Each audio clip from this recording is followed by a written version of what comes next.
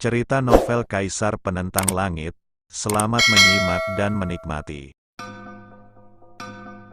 Bab 3009, Kitab Surgawi. Yao Tiandi, Liu Tiandi, dan Qiong Ye terkejut dan menatap Lin Yan. Saat itu, mereka akhirnya mengerti bagaimana Lin Yan bisa sampai sejauh ini. Konon, klan Xuan Yuan memiliki warisan yang luar biasa, dan seseorang yang kuat pernah melampaui tanah terlarang. Ternyata itu adalah kitab surgawi. Sayangnya, klan Xuan Yuan tidak lagi seperti dulu, kini seperti klan menara, benar-benar hilang ditelan waktu. Xuan Yuan Fang menatap Lin Yan, hatinya berdebar-debar. Meskipun klan Xuan Yuan memiliki warisan kitab surgawi ini, berapa banyak orang di seluruh klan yang benar-benar dapat mengolahnya? Bahkan para pemikir paling cemerlang dari klan Xuan Yuan, lintas generasi, hanya mencapai prestasi kecil pada saat kematian mereka, sungguh tidak layak disebut guru surgawi. Sepanjang sejarah, klan Xuan Yuan tidak pernah menghasilkan guru surgawi sejati. Dan hanya satu yang pernah berhasil memasuki tanah terlarang dan muncul. Kitab surgawi ini sungguh luar biasa. Meskipun tidak ada guru surgawi yang muncul, klan Xuan Yuan, berkat kitab surgawi ini, telah menghasilkan banyak ahli sihir, membawa kejayaan bagi banyak generasi. Xuan Yuan Fang kini menatap Lin Yan. Ia tahu bahwa Lin Yan memiliki potensi untuk berkultivasi sepenuhnya dan menjadi seorang master surgawi abadi. Master surgawi adalah sosok yang sangat misterius. Klan Xuan Yuan tidak akan pernah mengungkapkan rahasia ini. Bahkan jika dunia luar berspekulasi bahwa seorang anggota klan Xuan Yuan memiliki kitab surgawi, mereka tidak akan pernah tahu sifat aslinya. Petik 2. Jaga dirimu, Master Sekte. Aku punya pekerjaan yang harus dilakukan. Detik berikutnya, Xuan Yuan Fang berbicara, matanya dipenuhi tekad. Ia kemudian berjalan lurus ke depan, sekali lagi berdiri di pegunungan di depan. Dengan satu gerakan kakinya, pasir kuning di pegunungan itu tiba-tiba runtuh dan menghilang. Segala sesuatu yang ada sebelumnya terungkap. Itu adalah sesosok mayat yang sangat besar. Ia duduk di atas bukit, menggenggam pedang panjang kuno.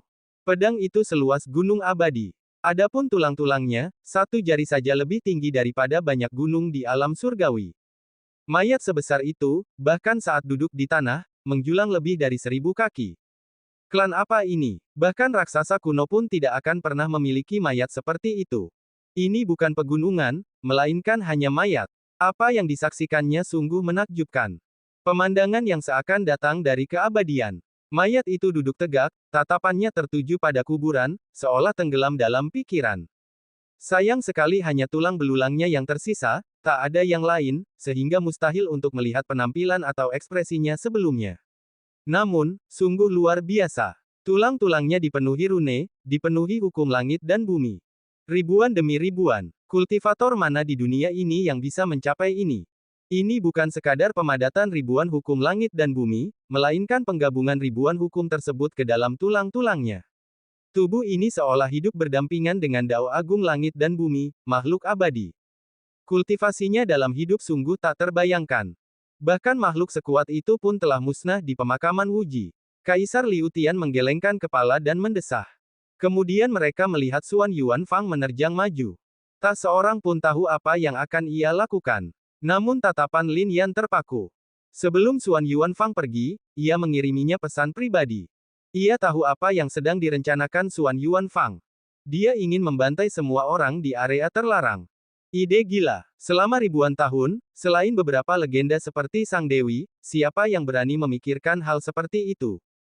Reinkarnasi, bahkan itu pun mustahil. Namun, Xuan Yuan Fang, yang mendekati akhir hidupnya di zaman kuno, memasuki tempat ini bukan untuk menjalani kehidupan selanjutnya, melainkan untuk mencegah kerusuhan sebelum era agung tiba. Ia muncul dari bumi dan membantai jauh di dalam. Apapun yang bisa ia bunuh, ia lakukan. Pembantaiannya di sini akan tetap tak dikenal dunia luar. Tak seorang pun bisa meninggalkan legenda, apalagi batu nisan. Namun, selama ribuan tahun, pengorbanan diam-diam dari individu-individu yang begitu kuat, dari generasi ke generasi, lah yang membawa perdamaian bagi dunia. Ambil jalan memutar, kata Lin Yan. Mayat-mayat itu terkapar, tanpa harapan untuk bertahan hidup. Mereka bukanlah ahli kuasi reinkarnasi, tubuh mereka tak mampu menahan pembantaian seperti itu. Menghadapi kekuatan seperti itu, mereka hanya bisa mengambil jalan memutar. Semua orang mengangguk, dan mereka telah menempuh perjalanan 10.000 mil penuh sebelum akhirnya kembali ke jalan asal mereka. Kini, di belakang mereka, mayat itu masih terkapar, pedangnya berkarat tetapi tidak lapuk. Bahkan Lin Yan mendesah kagum, bertanya-tanya di era apa ia berkembang, dan prestasi luar biasa apa yang telah ia raih. Namun saat ini, mereka semua terkejut. Di bawah pedang, sesosok mayat lain telah tertusuk. Ketika mereka sebelumnya meninggalkan ladang tulang, mereka melihat ke depan dan tidak melihatnya. Sekarang, berdiri di depan dan melihat ke belakang, mereka menyadarinya. Lebih jauh lagi, niat membunuh yang tak berujung terpancar dari mayat di bawah pedang raksasa itu. Ini adalah makhluk kuat dari tanah terlarang. Dibunuh di sini. Pada zaman kuno, dunia luar kaya dan beragam, tetapi siapa yang bisa membayangkan bahwa tanah terlarang menyimpan keajaiban yang lebih besar? Bahkan Kaisar Yao Tian mendesah kagum. Tanah terlarang selalu menjadi tempat yang tidak diketahui orang luar. Segala sesuatu di dalamnya jauh melampaui imajinasi manusia. Terlebih lagi, mereka hanya mengambil jalan kehidupan, ada banyak jalan lain, dan rahasia yang belum mereka lihat.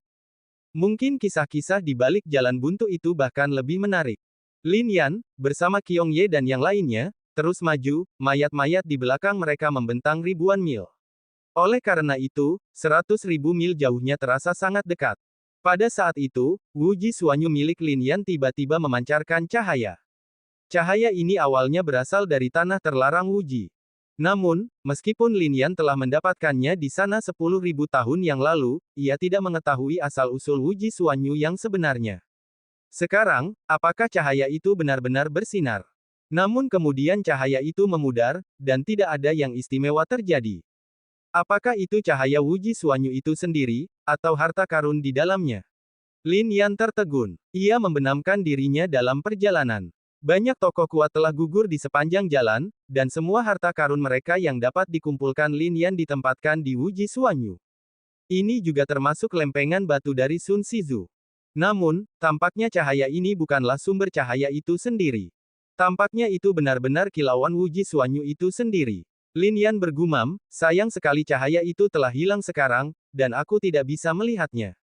Sekarang, ia melihat bahwa jalan di depannya sangat berbahaya. Pada titik ini, kemungkinan bertahan hidup kurang dari 1:1 miliar. Segala sesuatu di depannya adalah jalan buntu. Terlebih lagi, Yao Tiandi dan Liu Tiandi sudah sangat tua. Lin Yan memiliki jimat Tiangeng, yang dapat menahan aura pemakaman. Namun, rune ini, ketika sampai di sini, hanya dapat melindungi Lin Yan sendiri, dan sama sekali tidak dapat melindungi mereka. Bahkan Lian Qiong Ye pun perlahan berubah menjadi sosok paruh baya. Aku tak sanggup lagi. Saat itu, Liu Tiandi tersenyum pahit dan berkata, Lin Yan, kau jenius di segala usia, mampu keluar dari tempat ini, tetapi sayang aku sudah tidak muda lagi, jadi kuburlah aku di sini. Cukup bagiku untuk memahami begitu banyak rahasia di area terlarang dalam hidup ini.